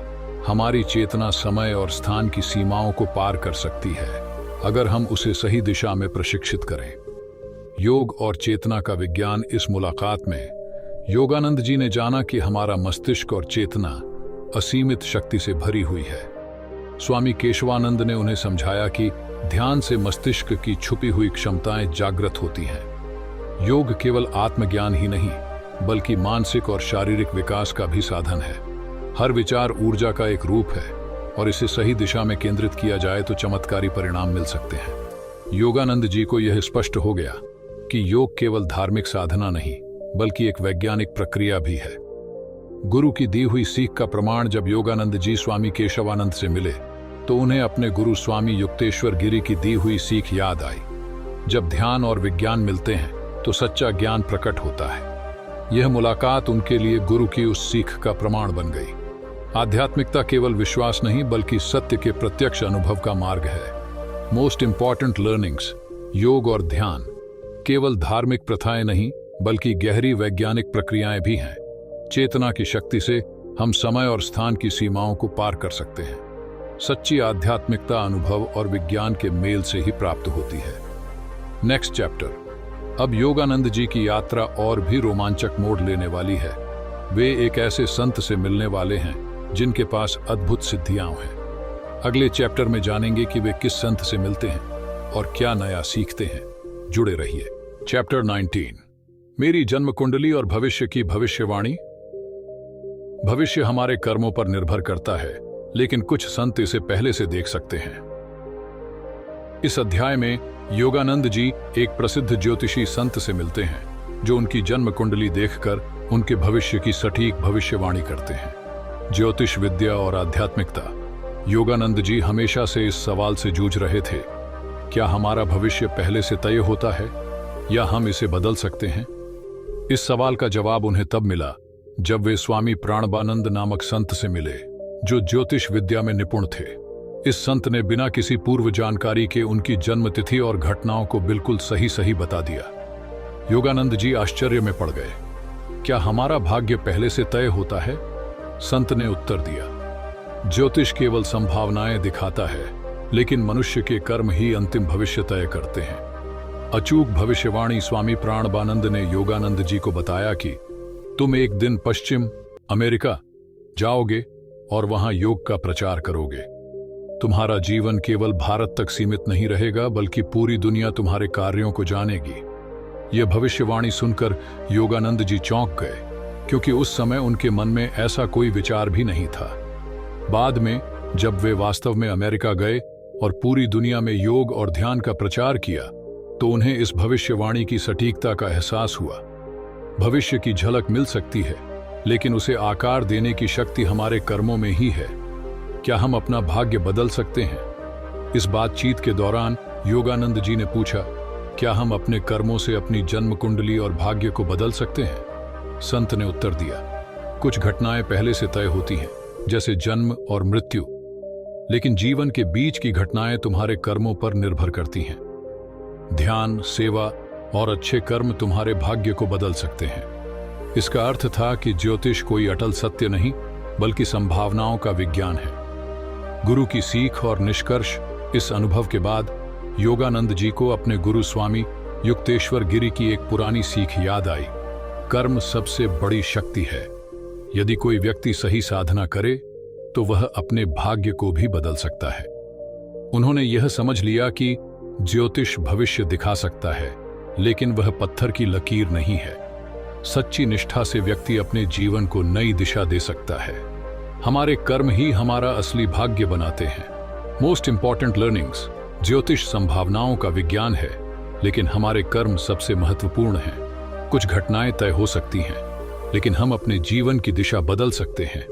ध्यान, योग और अच्छे कर्म हमारे भाग्य को सकारात्मक रूप से प्रभावित कर सकते हैं। Next chapter. अब योगानंद जी की यात्रा उन्हें एक और रहस्यमय संत की ओर ले जा रही है, जिनके पास अद्भुत यौगिक शक्तियां हैं। अगले चैप्टर में जानेंगे कि वे किस संत से मिलते हैं और क्या नया सीखते हैं। जुड़े रहिए। चैप्टर 20। हम्पी के योगी। योग की शक्ति केवल ग्रंथों में नहीं बल्कि साक्षात अनुभव में होती है। इस अध्याय में योगानंद जी हम्पी के एक महान योगी से मिलते हैं जिनकी सिद्धियां और आध्यात्मिक ऊर्जा अद्भुत थी। यह मुलाकात उन्हें योग की वास्तविक शक्ति का अनुभव कराती है।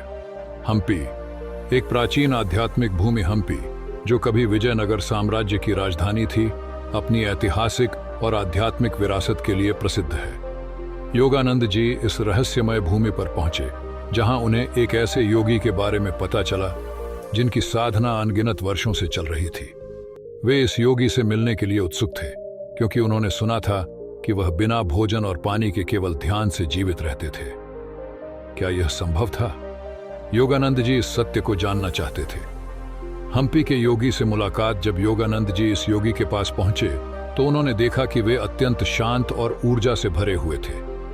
योगी की उपस्थिति मात्र से ही वातावरण शुद्ध और सकारात्मक हो गया। योगानंद जी ने उनसे पूछा, आप बिना भोजन और पानी के इतने वर्षों से कैसे जीवित हैं? योगी ने मुस्कुराकर उत्तर दिया, प्राण, लाइफ एनर्जी भोजन से अधिक शक्तिशाली है। जो योगी प्राण पर नियंत्रण कर लेता है वह भोजन और जल के बिना भी जीवित रह सकता है। उन्होंने बताया कि कई योग साधनाएं शरीर को इतना शक्तिशाली बना देती हैं कि वह केवल ब्रह्मांडीय ऊर्जा से पोषण प्राप्त कर सकता है। मनुष्य का शरीर ब्रह्मांड की ऊर्जा से संचालित होता है, भोजन केवल एक माध्यम है। अद्भुत सिद्धियों का अनुभव। हम्पी के योगी ने योगानंद जी को एक और चमत्कारिक अनुभव कराया। उन्होंने अपनी चेतना को शरीर से अलग कर लिया और कुछ क्षणों के लिए शरीर को पूर्ण रूप से स्थिर कर दिया। योगानंद जी ने देखा कि योगी की आंखें खुली थीं, लेकिन उनके भीतर कोई हलचल नहीं थी। कुछ देर बाद वे वापस अपनी सामान्य स्थिति में आ गए और मुस्कुराए। यह देखकर योगानंद जी समझ गए कि योग केवल शारीरिक व्यायाम नहीं बल्कि चेतना का पूर्ण नियंत्रण है। यह मुलाकात उनके लिए एक महत्वपूर्ण मोड़ थी। अब वे समझ चुके थे कि योग की शक्ति केवल ध्यान तक सीमित नहीं बल्कि शरीर, मन और आत्मा पर संपूर्ण नियंत्रण का मार्ग है। गुरु की दी हुई सीख की पुष्टि। योगानंद जी को अपने गुरु स्वामी युक्तेश्वर गिरी की एक पुरानी सीख याद आई। योग कोई चमत्कार नहीं बल्कि चेतना के गहरे विज्ञान का परिणाम है। हम्पी के योगी से मिलने के बाद यह सत्य और भी स्पष्ट हो गया कि योग से मनुष्य अपने शरीर और मन पर पूरा नियंत्रण पा सकता है। हम केवल भोजन और जल पर निर्भर नहीं बल्कि ब्रह्मांडीय ऊर्जा से भी पोषण प्राप्त कर सकते हैं। सच्चे योगी के लिए चमत्कार केवल अभ्यास और साधना का परिणाम होते हैं।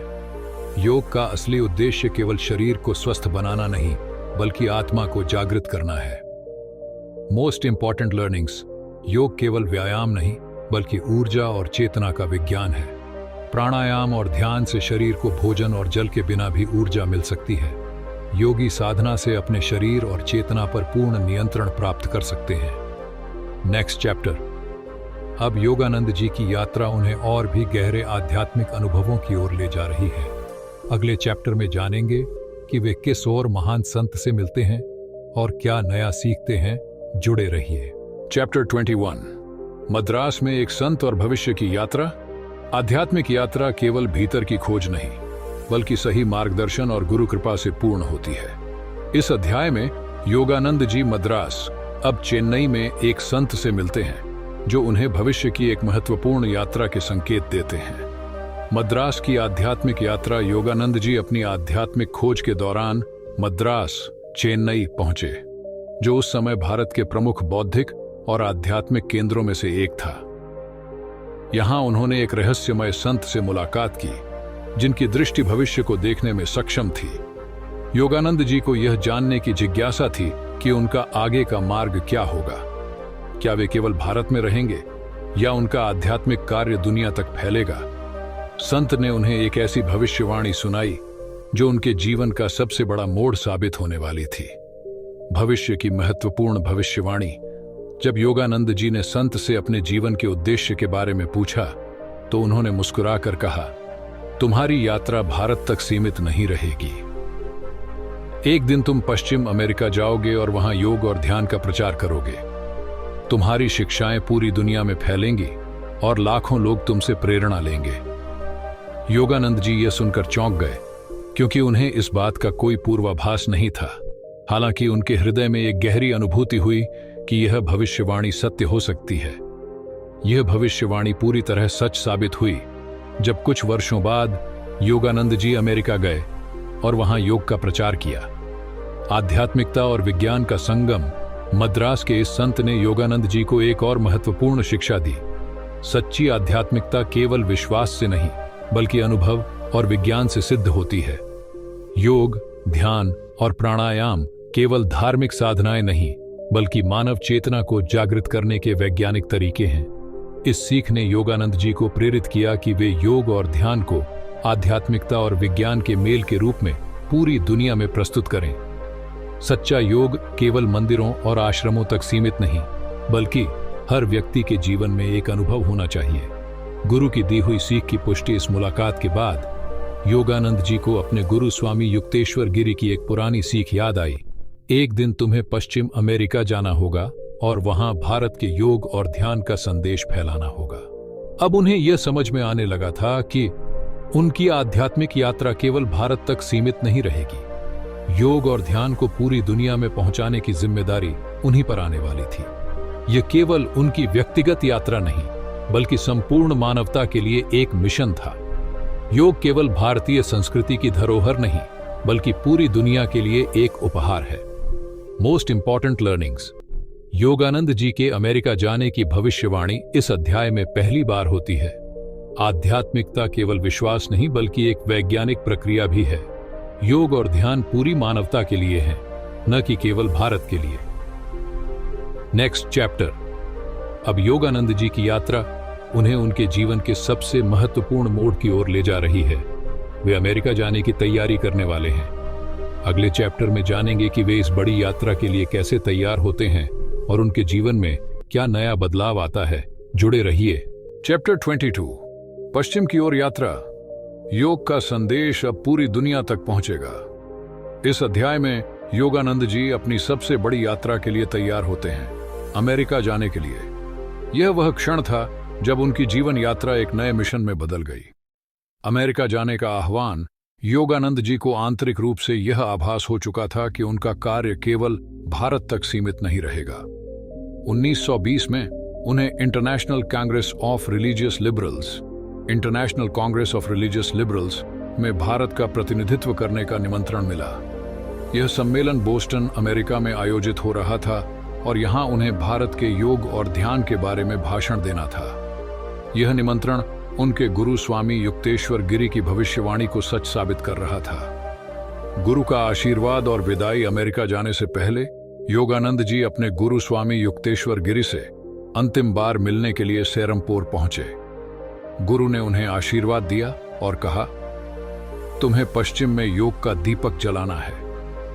भारत की आध्यात्मिक धरोहर को पूरी दुनिया तक पहुंचाना तुम्हारा कर्तव्य है। यह क्षण अत्यंत भावुक था, क्योंकि योगानंद जी जानते थे कि शायद यह उनकी गुरु से अंतिम मुलाकात हो सकती है। सच्चा गुरु वही होता है जो अपने शिष्य को उसके जीवन के उद्देश्य की ओर आगे बढ़ने का साहस देता है। अमेरिका की यात्रा की शुरुआत योगानंद जी ने अगस्त 1920 में बॉम्बे, अब मुंबई से एक जहाज लिया जो उन्हें अमेरिका ले जाने वाला था। उनके पास ज्यादा पैसे नहीं थे, लेकिन उनके पास था योग का ज्ञान, आत्मविश्वास और गुरु का आशीर्वाद। जहाज पर यात्रा के दौरान उन्होंने कई यात्रियों को योग और ध्यान की शिक्षा दी, जिससे उनका सफर भी एक आध्यात्मिक अभियान बन गया। यह साबित करता है कि सच्चा योगी जहां जाता है, वहीं शांति और ज्ञान फैलाता है। बोस्टन में पहला भाषण। अमेरिका पहुंचने के बाद योगानंद जी ने बोस्टन में अपना पहला आध्यात्मिक भाषण दिया। उन्होंने अपने भाषण में कहा, भारत के ऋषियों ने हजारों वर्षों पहले जो ध्यान और योग का ज्ञान दिया था, वह आज भी उतना ही प्रासंगिक है। यह भाषण बहुत प्रभावशाली रहा और लोग उनके विचारों से प्रभावित होने लगे। योग केवल शरीर को स्वस्थ करने की विधि नहीं, बल्कि आत्मा की खोज का मार्ग है। गुरु की भविष्यवाणी सच साबित हुई। अमेरिका पहुंचने के बाद योगानंद जी को यह एहसास हुआ कि उनकी जीवन यात्रा का असली उद्देश्य अब शुरू हुआ है। वे जानते थे कि अमेरिका में योग और ध्यान का संदेश फैलाना आसान नहीं होगा, लेकिन उनके पास गुरु का आशीर्वाद और योग का दिव्य ज्ञान था। यह यात्रा केवल उनके लिए नहीं, बल्कि पूरी दुनिया के लिए एक आध्यात्मिक जागरण की शुरुआत थी। योग का प्रकाश अब केवल भारत तक सीमित नहीं रहेगा, बल्कि पूरी दुनिया में फैलेगा। Most important learnings. Yogananda ji को अमेरिका में योग का प्रचार करने का निमंत्रण मिलता है। वे अपने गुरु से अंतिम बार मिलते हैं और आशीर्वाद लेकर अमेरिका रवाना होते हैं। बोस्टन में उनका पहला भाषण योग और ध्यान के महत्व को पश्चिमी दुनिया तक पहुंचाने का पहला कदम बनता है। Next chapter. अब अमेरिका में योगानंद जी की असली परीक्षा शुरू होगी। अगले चैप्टर में जानेंगे कि वे अमेरिका में कैसे योग और ध्यान का प्रचार शुरू करते हैं। जुड़े रहिए। चैप्टर 23, अमेरिका में योग का बीज। योग केवल शरीर को लचीला बनाने के लिए नहीं, बल्कि आत्मा को मुक्त करने के लिए है। इस अध्याय में योगानंद जी अमेरिका में अपने मिशन की शुरुआत करते हैं और पश्चिमी दुनिया में योग और ध्यान का बीज बोते हैं। अमेरिका में पहला प्रभाव 1920 में जब योगानंद जी अमेरिका पहुंचे तो उन्होंने देखा कि यह देश विज्ञान और तकनीक में बहुत उन्नत था, लेकिन आध्यात्मिकता के स्तर पर लोग बेचैनी और तनाव महसूस कर रहे थे। पश्चिमी दुनिया के लोग भारत के योग और ध्यान को लेकर उत्सुक थे, लेकिन वे इसे केवल रहस्य या जादू की तरह देखते थे। योगानंद जी का उद्देश्य था योग और ध्यान को एक वैज्ञानिक विधि के रूप में प्रस्तुत करना, जिसे कोई भी व्यक्ति अपनी जिंदगी में अपना सकता था। यह आसान नहीं था, लेकिन वे इस महान कार्य के लिए पूरी तरह तैयार थे। बोस्टन से न्यूयॉर्क तक आध्यात्मिक क्रांति की शुरुआत योगानंद जी ने अपना पहला सार्वजनिक भाषण बोस्टन में दिया, जहां उन्होंने कहा, भारत की आर्षी परंपरा ने हजारों साल पहले आत्म साक्षात्कार का जो ज्ञान दिया था, वही आज भी हर व्यक्ति के लिए उपयोगी है। इस भाषण के बाद लोग उनसे मिलने आने लगे और योग और ध्यान सीखने में रुचि दिखाने लगे। उन्होंने न्यूयॉर्क में भी व्याख्यान देना शुरू किया, जहां उनकी लोकप्रियता तेजी से बढ़ने लगी। मन की शांति और आत्मज्ञान के लिए योग एक सार्वभौमिक विधि है। यह केवल भारत तक सीमित नहीं है। योग और विज्ञान का संगम।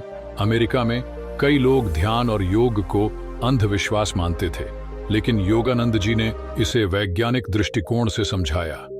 उन्होंने बताया कि प्राणायाम से मानसिक और शारीरिक ऊर्जा को संतुलित किया जा सकता है। ध्यान से मन की अनावश्यक बेचैनी दूर होती है और व्यक्ति ज्यादा सकारात्मक बनता है। योग केवल एक शारीरिक व्यायाम नहीं, बल्कि आत्मा की जागृति का माध्यम है।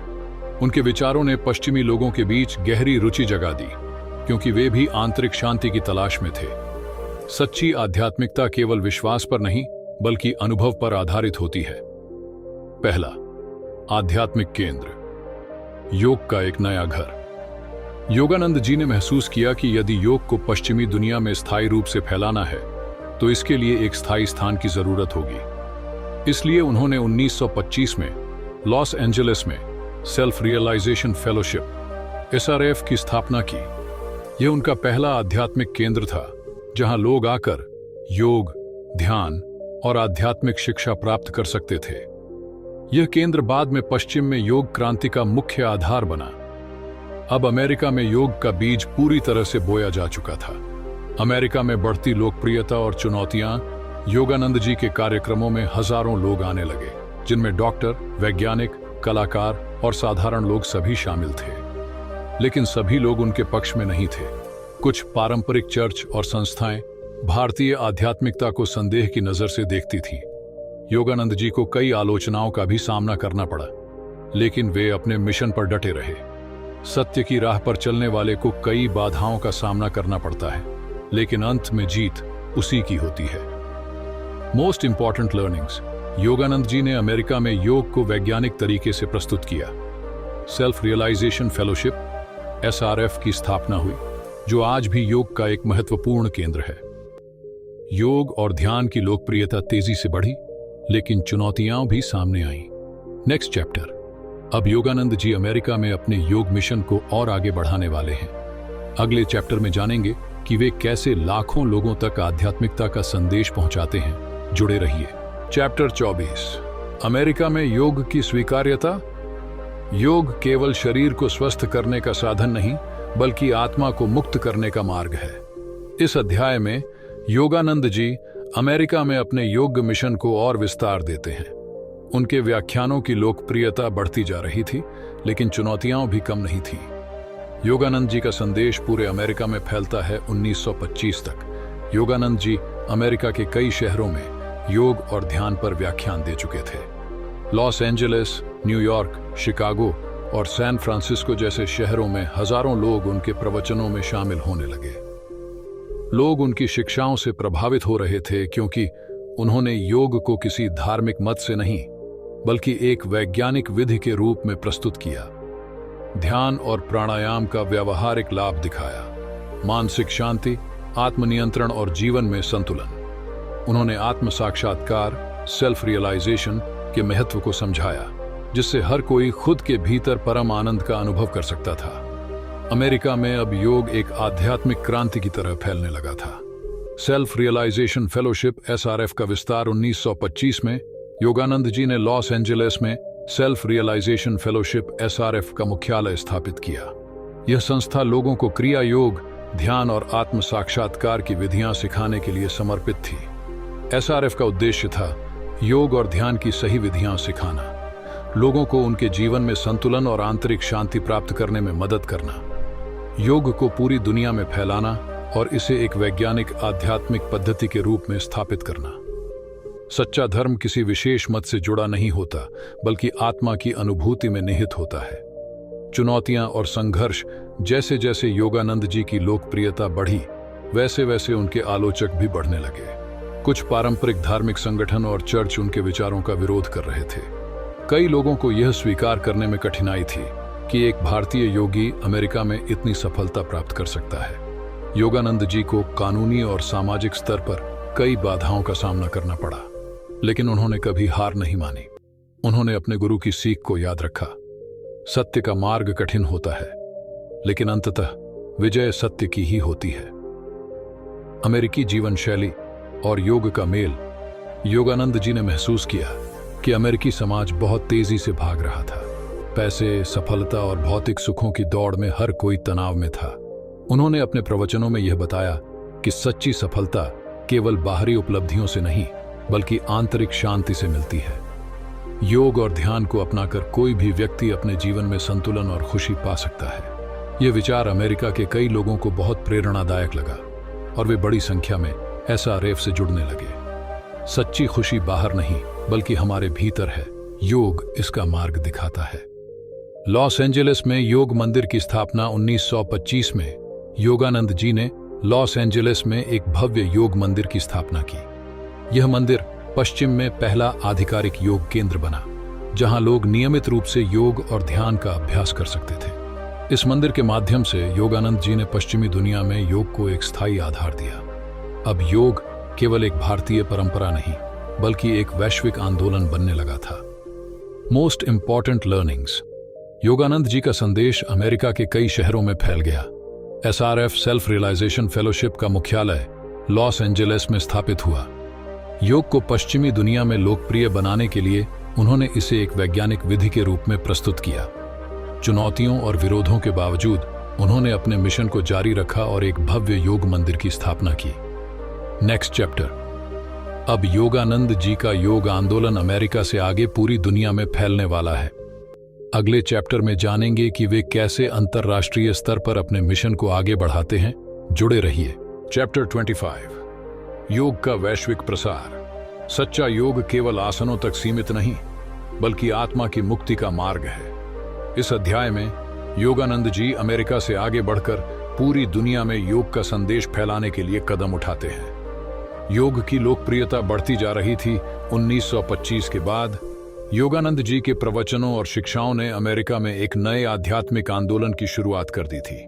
अब न केवल आम लोग, बल्कि कई वैज्ञानिक, कलाकार, बिजनेस लीडर और बुद्धिजीवी भी योग में रुचि लेने लगे। योगानंद जी ने महसूस किया कि अब समय आ गया है कि योग केवल अमेरिका तक सीमित न रहे, बल्कि पूरी दुनिया में फैले। वे अब अपने मिशन को वैश्विक स्तर पर ले जाने के लिए तैयार थे। सेल्फ रियलाइजेशन फेलोशिप SRF का विस्तार। योगानंद जी ने SRF को और बड़ा करने की योजना बनाई, ताकि अधिक से अधिक लोग योग और ध्यान को अपने जीवन में अपना सकें। इसके लिए उन्होंने नए ध्यान केंद्र और आश्रम स्थापित किए। योग शिक्षकों को प्रशिक्षित किया ताकि वे अलग अलग जगहों पर जाकर योग सिखा सकें। SRF के माध्यम से योग और ध्यान पर कई कोर्स और किताबें प्रकाशित की। धीरे धीरे SRF का विस्तार अमेरिका से यूरोप और अन्य देशों तक होने लगा। एक पद्धति नहीं, बल्कि पूरे जीवन को संतुलित करने की कला है।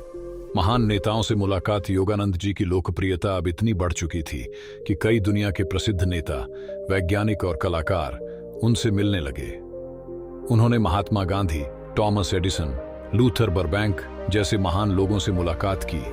और योग की शक्ति पर चर्चा की। गांधी जी ने उनसे क्रिया योग की विधि सिखाने का अनुरोध किया, जिससे वे बहुत प्रभावित हुए।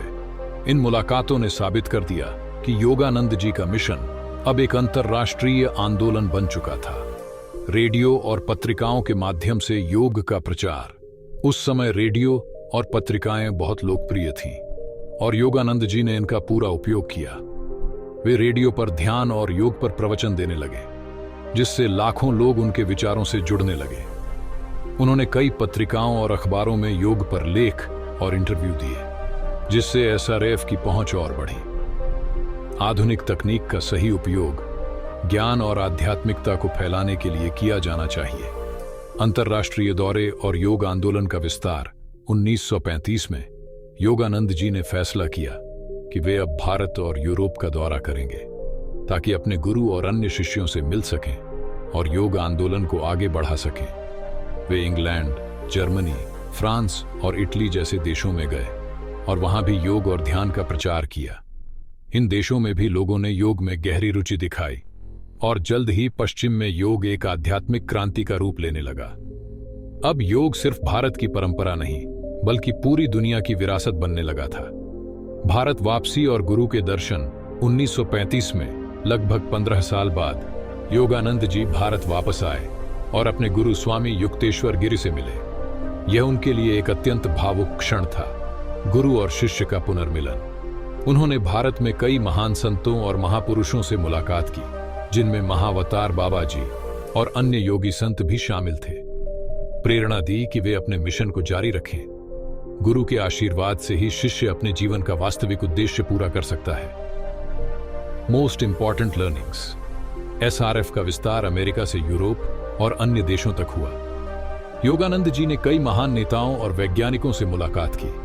रेडियो और पत्रिकाओं के माध्यम से योग का संदेश लाखों लोगों तक पहुंचा। उन्होंने अंतर्राष्ट्रीय दौरे किए और योग को एक वैश्विक आध्यात्मिक आंदोलन बना दिया। भारत लौटकर उन्होंने अपने गुरु और अन्य संतों से मुलाकात की। Next chapter. अब योगानंद जी के जीवन में एक नया मोड़ आने वाला है।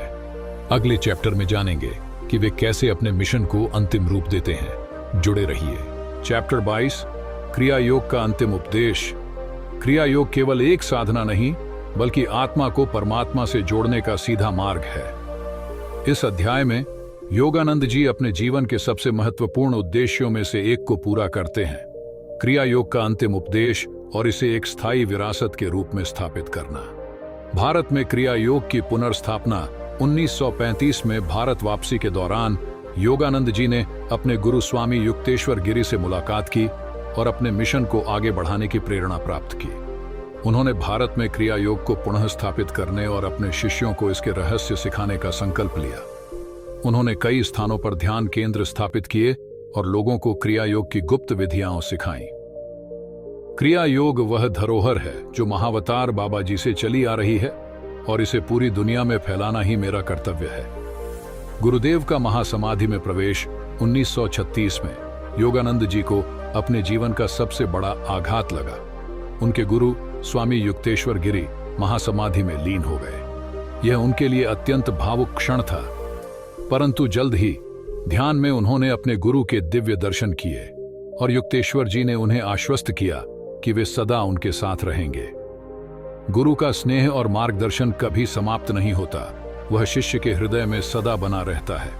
अमेरिका लौटकर मिशन को आगे बढ़ाना। भारत में अपने कार्यों को पूरा करने के बाद योगानंद जी 1936 में वापस अमेरिका लौट आए। अब उनका उद्देश्य एसआरएफ को और अधिक मजबूत करना और अपने शिष्यों को क्रिया योग की गहरी साधना में स्थापित करना था। उन्होंने कई और ध्यान केंद्र खोले, पुस्तकों का प्रकाशन किया और हजारों नए शिष्यों को क्रिया योग की दीक्षा दी। अब योगानंद जी का जीवन पूरी तरह अपने मिशन को अंतिम रूप देने में समर्पित था। महान आत्माओं से मुलाकात। अमेरिका लौटने के बाद योगानंद जी की मुलाकात कई वैज्ञानिकों, नेताओं और दार्शनिकों से हुई। वे चाहते थे कि योग और आधुनिक विज्ञान के बीच के संबंध को दुनिया के सामने लाया जाए। उन्होंने बताया कि क्रिया योग केवल एक आध्यात्मिक साधना ही नहीं, बल्कि मानव चेतना के उच्चतम स्तर को प्राप्त करने का विज्ञान है। क्रिया योग विज्ञान और आध्यात्मिकता का संगम है, जिससे मनुष्य अपने भीतर परमात्मा को अनुभव कर सकता है। अंतिम शिक्षाएं और आत्म साक्षात्कार का संदेश।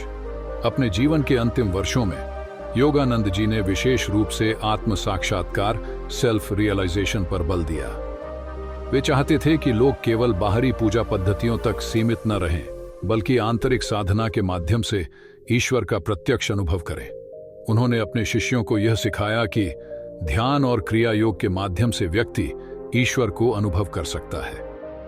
आध्यात्मिकता केवल मठों और मंदिरों तक सीमित नहीं, बल्कि जीवन के हर क्षेत्र में होनी चाहिए।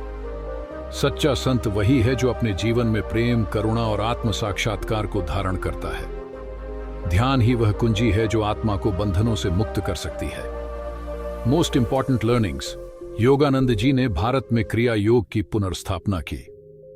गुरुदेव युक्तेश्वर गिरी के महासमाधि में लीन होने के बाद उन्होंने अपने मिशन को और गहराई से समझा। वे अमेरिका लौटे और एसआरएफ को एक वैश्विक संगठन के रूप में विकसित किया। आधुनिक विज्ञान और योग के बीच के संबंध को उजागर किया। आत्म साक्षात्कार और ध्यान की महत्ता पर जोर दिया। Next chapter. अब हम योगानंद जी के जीवन के अंतिम चरण की ओर बढ़ रहे हैं। अगले चैप्टर में जानेंगे कि कैसे उन्होंने अपने जीवन का सबसे महत्वपूर्ण कार्य पूरा किया। जुड़े रहिए। चैप्टर 27। अंतिम भविष्यवाणी और महासमाधि। जिसने जन्म लिया है वह एक दिन इस संसार से विदा भी लेगा, लेकिन सच्चे योगी की विदाई केवल शरीर तक सीमित होती है, उसकी आत्मा अमर रहती है। यह अध्याय योगानंद जी के जीवन की अंतिम यात्रा को समर्पित है, जहां वे अपने मिशन को पूर्ण करते हैं और महासमाधि में लीन हो जाते हैं।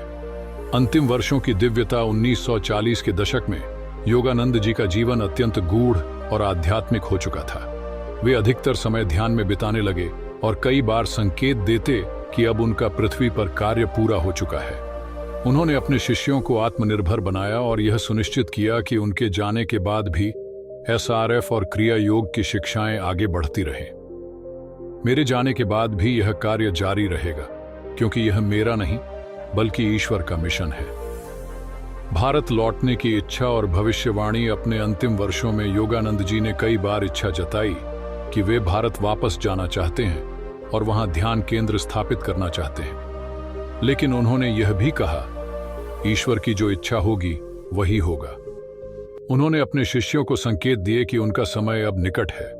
1948 में उन्होंने कहा, इस शरीर में अब अधिक समय नहीं बचा है, लेकिन जब मैं जाऊंगा तो मैं एक उदाहरण छोड़ जाऊंगा। शिष्य इस बात का अर्थ पूरी तरह समझ नहीं पाए, लेकिन बाद में उन्हें इसका गहरा अर्थ पता चला। महासमाधि का दिव्य क्षण।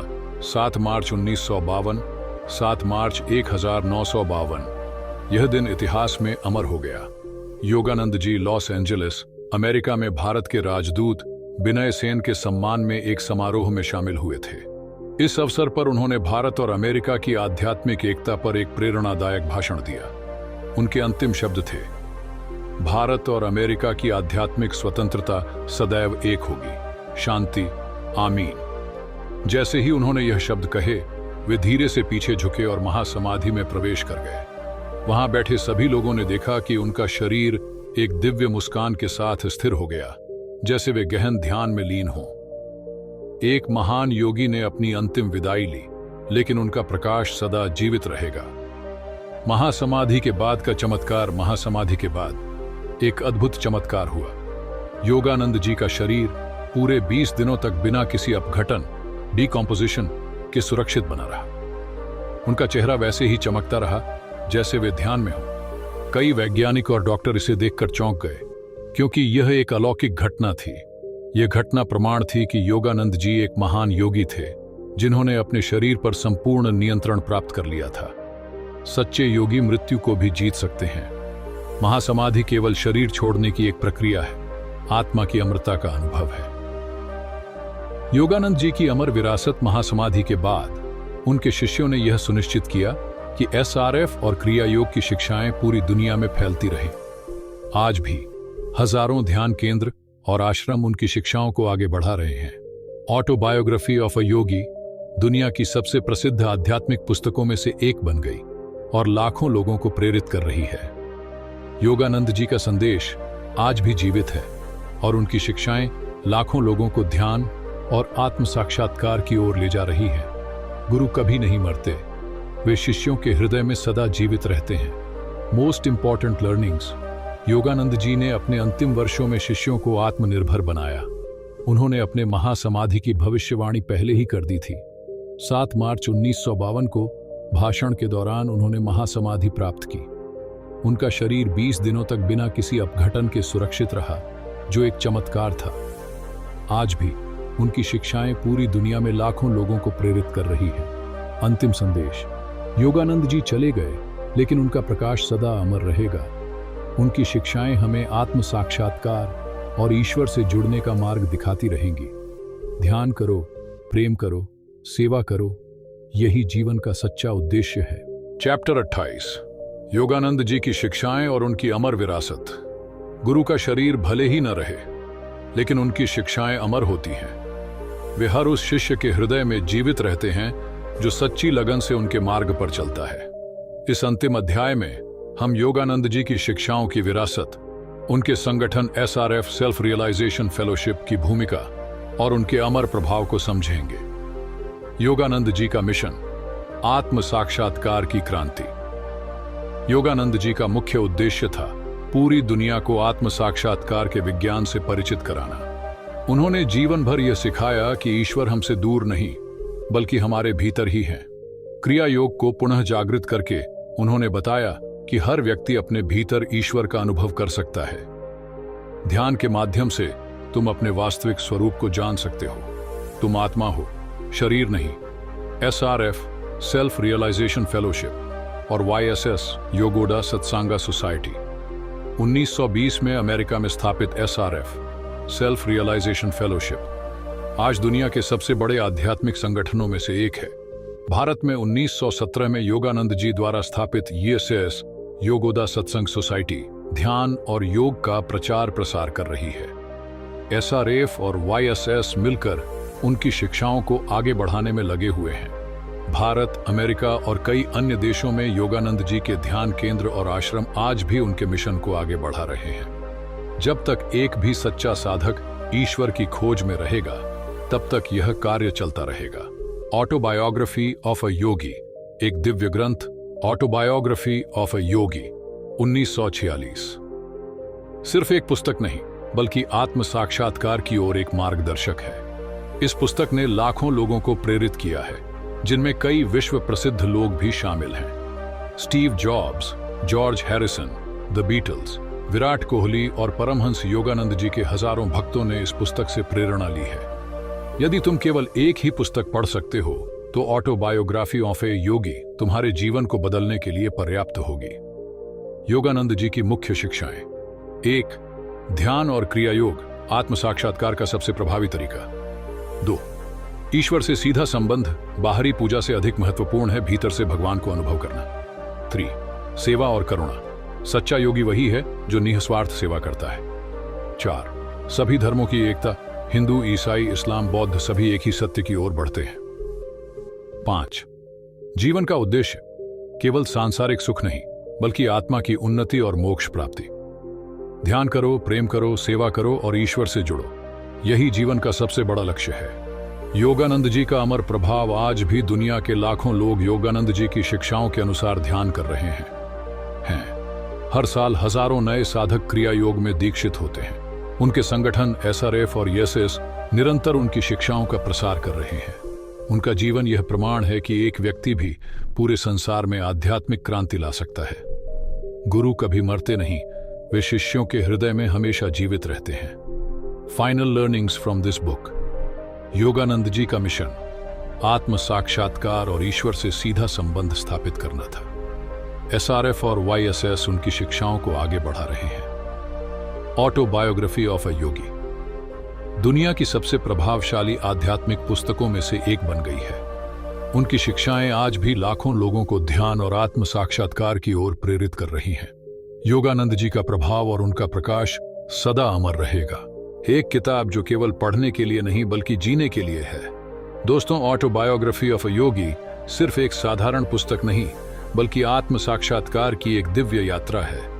यह किताब हमें सिखाती है कि जीवन का असली उद्देश्य बाहरी दुनिया में नहीं, बल्कि हमारे भीतर छिपे ईश्वर के अनुभव में है। योगानंद जी चले गए, लेकिन उनकी शिक्षाएं अमर हैं।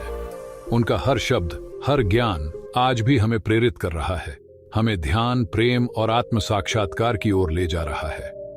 अगर इस किताब की कहानियों और शिक्षाओं ने आपको प्रेरित किया तो इसे सिर्फ पढ़कर मत छोड़िए, इसे अपने जीवन में अपनाइए। अब अगली किताब की ओर बढ़ें। अगर आप थिंक एंड ग्रो रिच किताब की समरी देखना चाहते हैं तो लिंक डिस्क्रिप्शन में है।